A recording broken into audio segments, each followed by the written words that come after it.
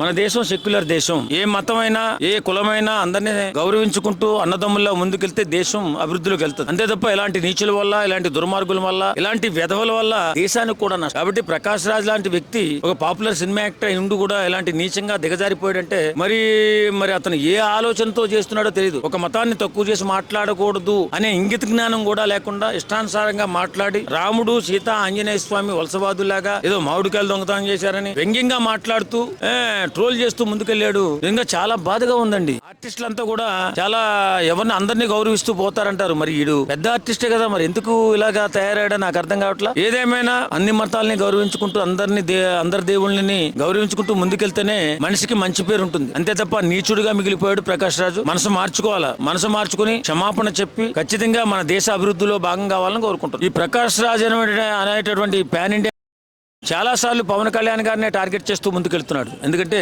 పవన్ కళ్యాణ్ గారు రాజకీయాలలో ఒక మంచి హృదయంతో వచ్చినటువంటి వ్యక్తి. బంగారం లాంటి జీవితాన్ని వదిలిపెట్టుకుని రాజకీయమైనటువంటి కంపులోకి దిగి వేళ ఆ బురదను క్లీన్ చేయాలని ఎంత ప్రయత్నం చేసినా ఇలాంటి వెధవలు అడ్డుకుంటూనే ఉన్నారు. వేళ పవన్ కళ్యాణ్ గారు ఎంత అద్భుతమైన రాజకీయ నాయకుడిలా పేరు తెచ్చుకున్నాడు. గొప్ప రాజకీయ నాయకుడిలాగా ఎక్కడో అట్టడుగున ఉన్నటువంటి ఆంధ్రప్రదేశ్ రాష్ట్రాన్ని వేళ అద్భుతంగా ముందుకు తీసుకెళ్తున్న దాంట్లో ప్రథమ పాత్ర పోషిస్తూ గ్రామీణాభివృద్ధికే వన్నీ తెచ్చినటువంటి మహానుభావుడు పవన్ కళ్యాణ్ గారు. ఆ పవన్ కళ్యాణ్ గారితో వీడు పోటీ పెట్టుకుంటున్నాడు. వీటి ఇంత దుష్టుడు, నీచుడు, దరిద్రుడు, ఒక మతాన్ని విమర్శించేటటువంటి ఇలాంటి యదవులమో పవన్ కళ్యాణ్ గారి గురించి మాట్లాడు. ఎంత బాధేస్తుందంటే పవన్ కళ్యాణ్ గారు లాంటి వ్యక్తులు రాజకీయాల్లోకి రావాలని, పవన్ కళ్యాణ్ గారి లాంటి వ్యక్తులు మా రాష్ట్రానికి కూడా నాయకుడిగా ఉండాలని చెప్పి దేశంలో చాలా రాష్ట్రాలు కోరుకుంటున్నాయి. అలాంటి వ్యక్తి వచ్చి ఈ పని దరిద్రుడు, అసలు మానవత్వం లేనటువంటి వ్యక్తి ప్రకాష్ రాజ్ గారు పవన్ కళ్యాణ్ గారిని డిబేట్కి రమ్మని కోరుకోవడం.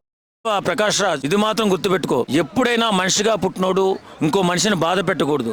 ఒక మతాన్ని ఒక మతంలో ఉన్నప్పుడు ఇంకో మతాన్ని విమర్శించకూడదు. ఇది నేర్చుకొని చెప్పి ఈ సందర్భంగా ప్రకాష్ రాజ్ గారికి తెలియజేస్తున్నాం.